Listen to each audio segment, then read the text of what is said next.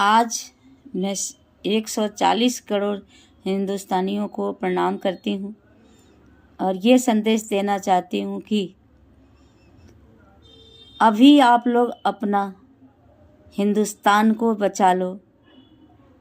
जय भीम, जय भीम, जय श्री राम करने से आपके आगे वाले जनरेशन को कुछ नहीं मिलने वाला है, क्योंकि इस देश पे फिर से फूट डालो और राज करो की नीति आने वाली है। संभल जाओ हिंदुस्तानियों, एकजुट हो जाओ और अपने लिए एक घर बनाओ जिसको सीना ठोक के तुम अपना कर सको, हमारा हिंदुस्तान।